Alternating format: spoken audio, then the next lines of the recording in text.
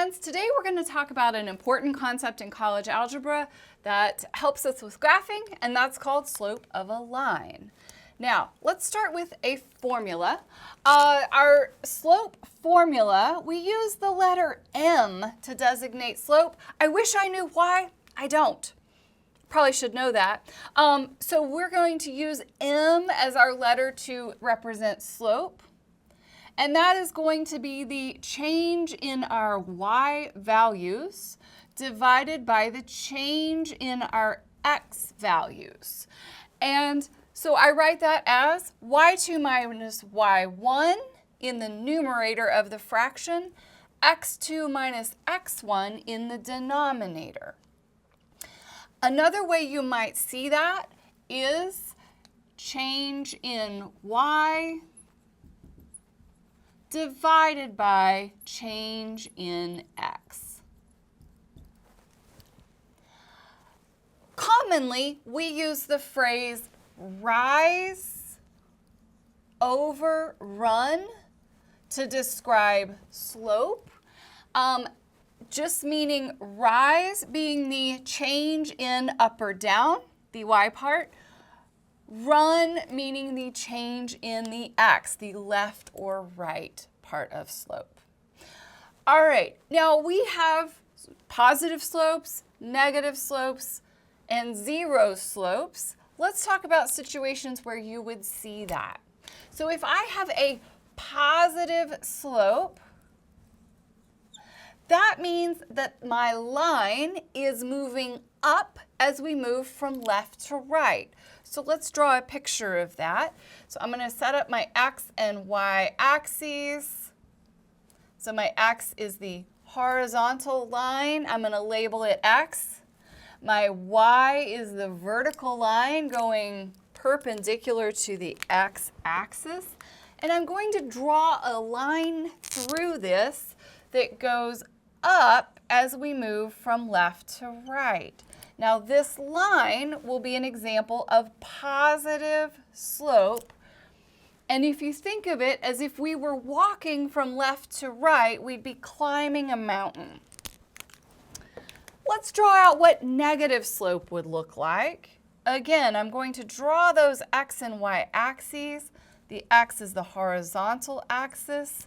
Y is the vertical axis that intersects the x in a perpendicular.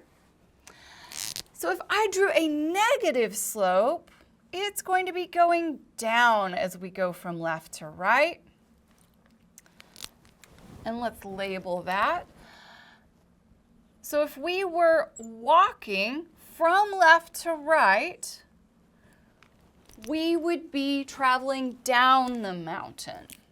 All right, definitely my preferred way to walk down a mountain is down from left to right. All right, so positive slope is going up from left to right. Negative slope is going down from left to right. We also see a zero slope. Zero slope means that it is level. It is a horizontal line. So I'm going to draw another picture here. So let's put that xy axis. X is my horizontal, y is my vertical that intersects the x in a perpendicular. So an example of zero slope would be a horizontal line. So this might be something like the line y equal 2. And you can think about if you have zero slope, if I were to set a ball on top of that line, it would move 0 because it is a flat line, okay? And that helps me remember that I have a zero slope because it would not move. If I set a ball on a positive or a negative slope, it would roll off. All right. So we have a feel for what a slope looks like, and let's see how we can calculate slope. So I want to deal with the example of, we're going to find the slope of the line.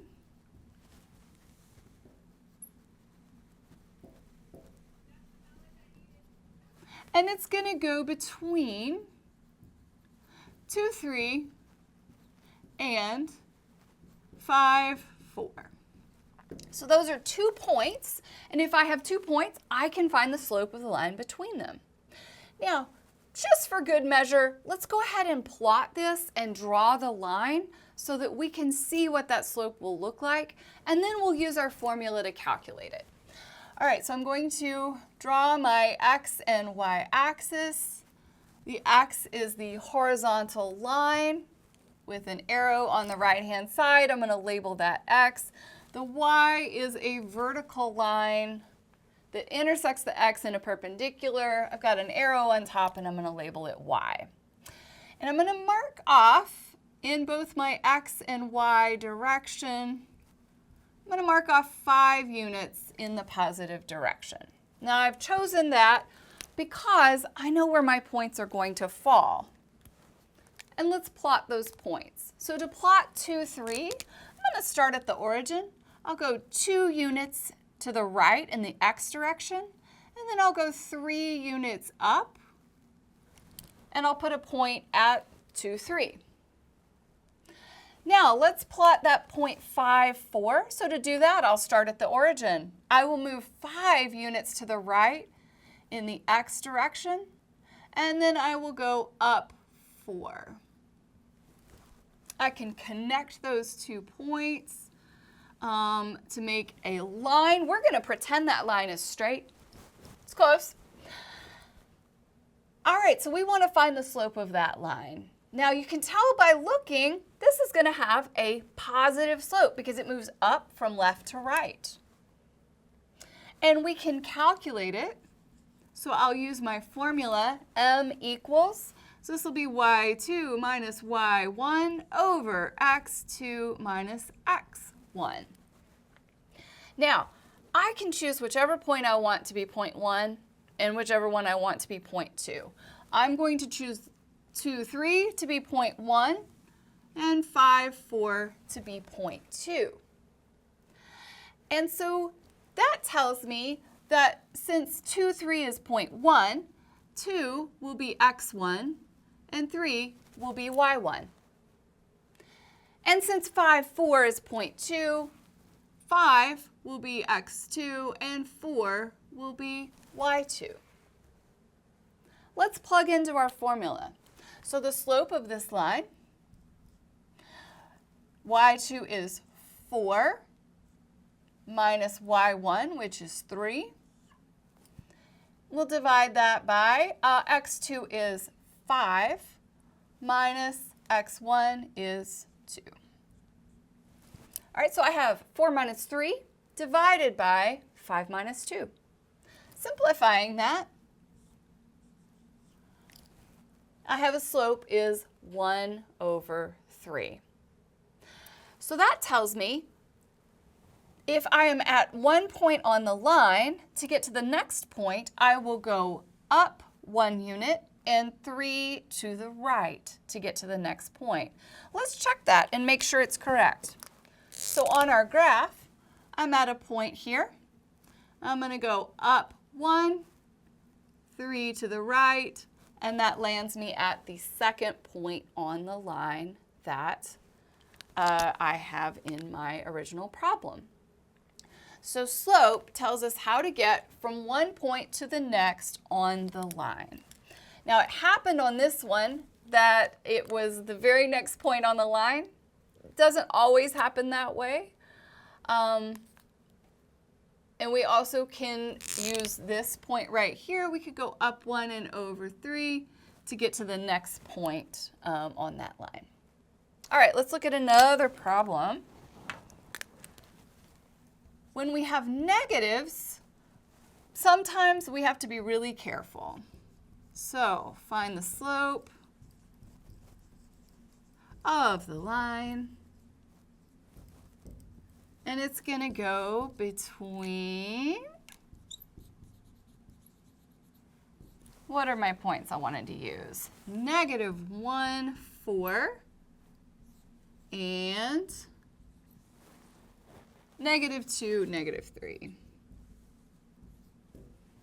Okay, so this is going to work exactly like the previous, we just want to be really careful with those negatives. So the slope is equal to, well, I'll choose the point -1, 4 to be 0.1. And I'm going to go ahead and label those x1, y1. And then point -2, -3 will be 0.2. And I will label those coordinates as x2 and y2. So my slope will be y2, -3, minus y1, which is 4. So in the numerator, I have -3 minus 4. And in the denominator, I have x2 minus x1, so -2 minus -1. Now, I've written that -1 in parentheses so that it's clear I am subtracting a negative number. Want to be really careful that I don't lose a negative in there. All right, let's simplify. So I have -3 minus 4 is -7. And then the denominator, -2 minus a -1, which would also be -2 plus 1. So that would be -1. So I have -7 over -1. We do simplify that to be a +7. So I have a slope of +7 between -1, 4 and -2, -3. All right, we want to be extra careful on those. Let's try one more just to make sure we've got the concept. All right, we're going to find the slope of the line.